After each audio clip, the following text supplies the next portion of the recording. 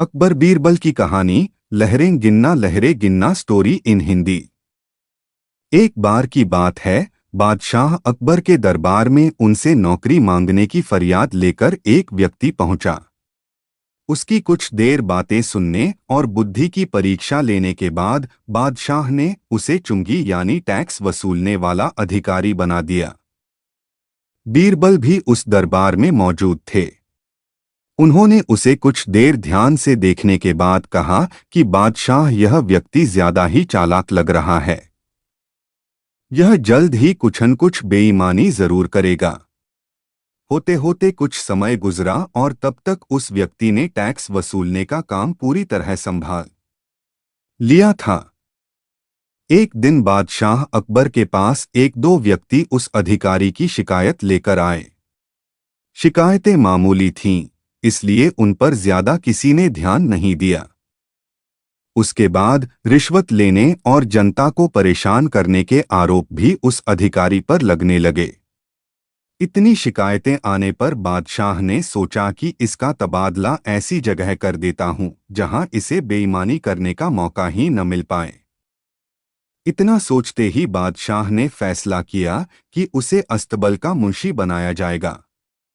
फिर अकबर ने मन में कहा कि अब घोड़ों की लीद उठवाने के काम में ये क्या ही बेईमानी कर पाएगा। वहां मुंशी के पद पर पहुंचते ही उस व्यक्ति ने फिर रिश्वत लेना शुरू कर दिया।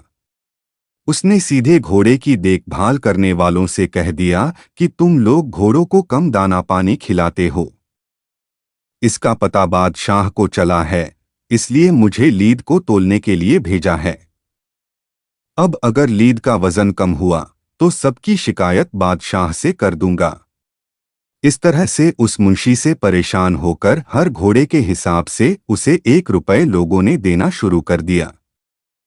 यह बात भी कुछ समय बाद अकबर तक पहुंच गई। उन्होंने मुंशी को सीधे यमुना की लहरें गिनने का कार्य सौंप दिया। फिर बादशाह के मन में हुआ कि अब यहां तो यह कोई बेईमानी कर ही नहीं पाएगा। कुछ ही दिनों में जैसे ही वो व्यक्ति यमुना किनारे पहुंचा तो वहां भी उसने अपना दिमाग दौड़ा लिया। वो नाव से सवारी करने वालों को रोक रोक कर कहता कि मैं लहरें गिन रहा हूं, ऐसे में तुम लोग यहां से नहीं निकल सकते हो। इसी जगह पर 2-3 दिन तक रुकना होगा।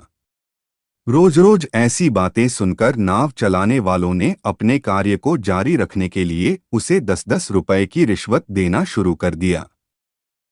अब यमुना किनारे भी वो व्यक्ति खूब बेईमानी कर रहा था।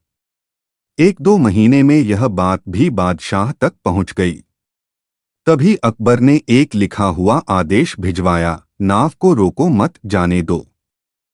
वो व्यक्ति चतुर था, उसने बादशाह के आदेश वाले पत्र को नावों को रोको मत जाने दो कर दिया था। इस थोड़ी हेरफेर के बाद उसने अकबर का आदेश वहां टंगवा दिया। आखिर में उससे परेशान होकर बादशाह ने उसे नौकरी से ही निकाल दिया। तभी बादशाह को बीरबल की बात याद आ गई कि ये आदमी बेईमानी जरूर करेगा। तब उनके मन में हुआ कि मुझे उसे पहली गलती में ही कठोर दंड देना चाहिए था। इस कहानी से हमें यह सीख मिलता है कि दुष्ट अपनी दुष्टता और बेईमान अपनी बेईमानी कहीं भी जाने पर नहीं छोड़ता है।